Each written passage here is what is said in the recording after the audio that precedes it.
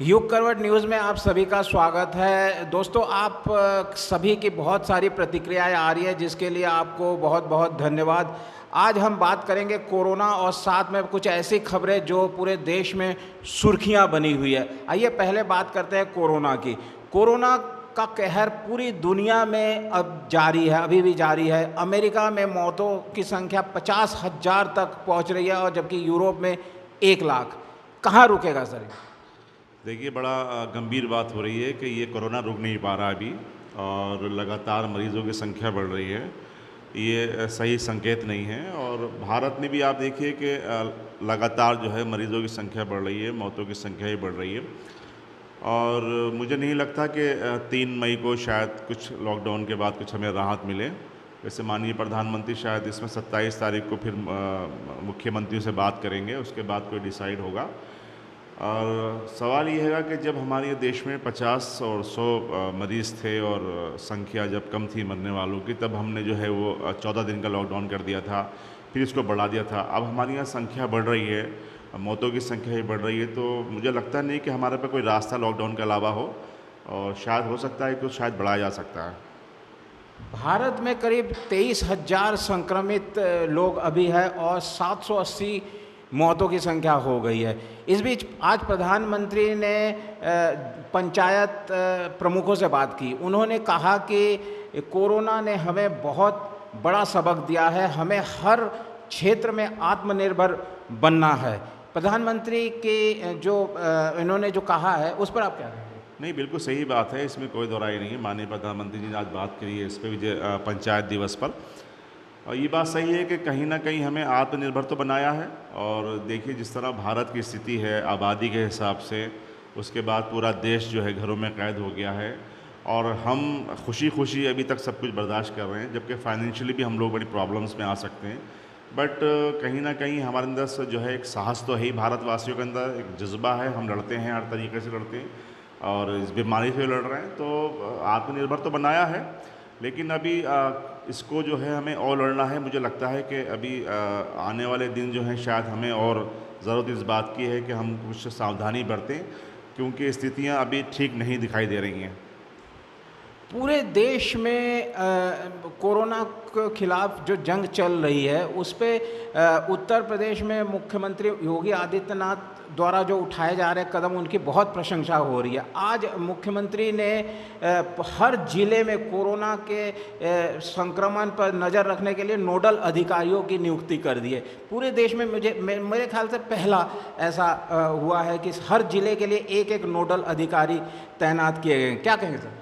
नहीं, बिल्कुल इसमें कोई दोहराई नहीं है। देखिए, उत्तर प्रदेश जो है देश का सबसे बड़ा राज्य है। 23 करोड़ की आबादी वाला ये राज्य हैगा, और उसके बावजूद भी हमारे यहाँ अभी वो मृतकों की संख्या इतनी नहीं है जैसे और राज्यों में हुई है, और मरीज़ों की संख्या भी कम है। जाहिर है कि पहले दिन से उत्तर प्रदेश सरकार जो है इस पर बड़ी मॉनिटरिंग कर रही है। माननीय मुख्यमंत्री खुद दिन रात इसको देख रहे हैं। इसके कोई काम ही नहीं है उनको, हमेशा सुबह से शाम मीटिंग हर उस पर है। अब देखिए, उन्होंने जहाँ जहाँ जो थोड़े से संवेदनशील डिस्ट्रिक्ट थे उत्तर प्रदेश के, 18 जनपदों में उन्होंने नोडल अधिकारी लगाए हैं, वरिष्ठ अधिकारी लगाए, आईएएस लगाए हैं, आईपीएस लगाए हैं वरिष्ठ। तो मैं समझता हूँ कि इसलिए एक ज़रूरी इसलिए था कि कहीं ना कहीं कुछ ज़िलों में ये बात आ रही थी, कहीं पुलिस प्रशासन में और के बीच में कोई समन्वय की कमी थी, तो जाहिर है कि वरिष्ठ अधिकारी लगा दिए गए हैं। तो अब इनका बीच एक समन्वय बनेगा, और ये जो लोकल प्रशासन के साथ मिलकर काम करेंगे और उसकी मॉनिटरिंग करेंगे। और ये पूरे जो नोडल ऑफिसर हैं इसलिए डायरेक्ट मुख्यमंत्री के टच में रहेंगे, उनको रिपोर्ट देंगे।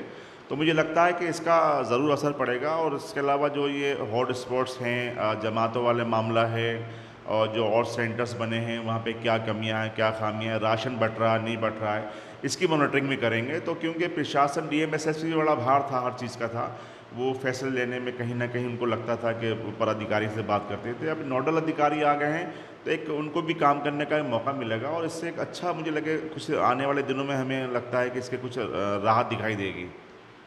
प्रदेश की योगी सरकार ने आज एक और महत्वपूर्ण फैसला लिया है। योगी सरकार ने दूसरे राज्यों में जो हमारे श्रमिक फंसे हुए हैं उनको लाने की व्यवस्था की है। इसके लिए लखनऊ में अलग अलग राज्यों की सेल बनाई गई है, जैसे महाराष्ट्र के लिए अलग सेल, गुजरात के लिए अलग है सेल, पश्चिम बंगाल में जो हमारे मजदूर फंसे हुए हैं उनको लाने के लिए अलग सेल। कहा जा रहा है करीब 10 लाख यूपी के मजदूर अलग अलग राज्यों में फंसे, उनके लिए उन्हें लाने के लिए व्यवस्था की जा रही है, क्या कहेंगे सर?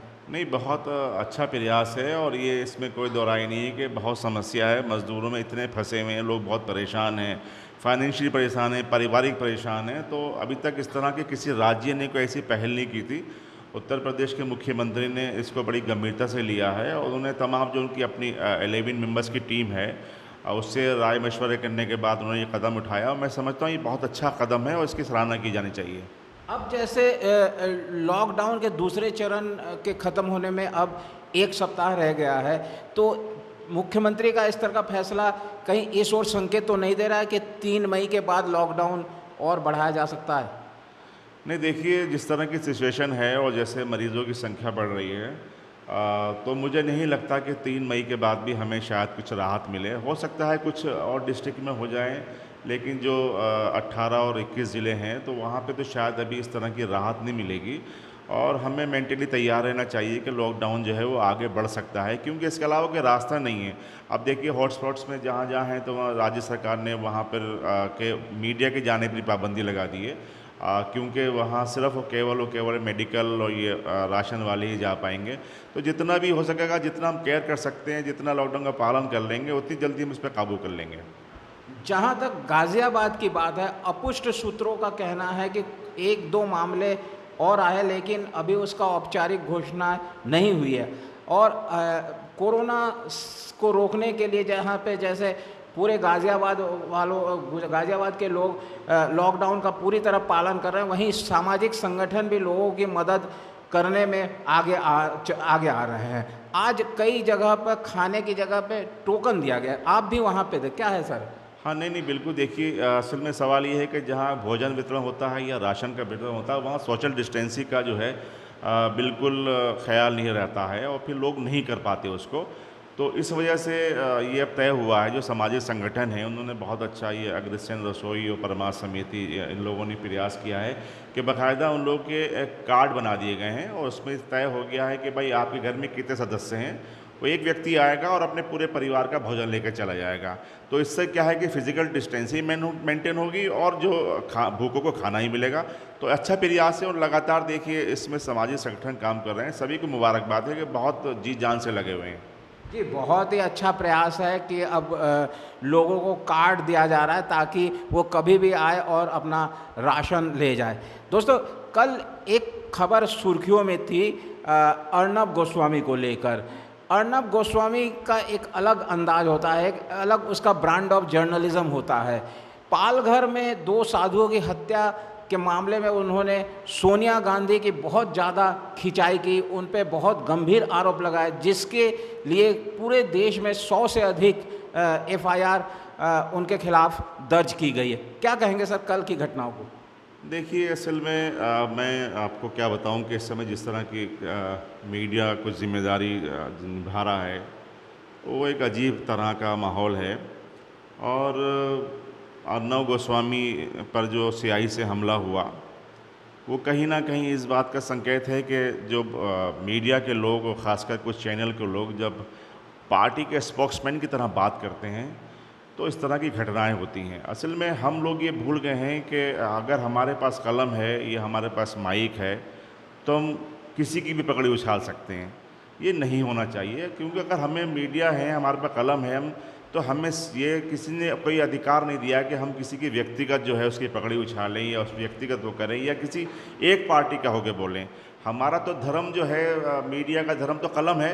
अगर हम उस कलम के धर्म से सही तरीके इंसाफ नहीं कर पाएंगे तो जाहिर है कि आगे आने वाले समय में इसका अच्छा संकेत नहीं है।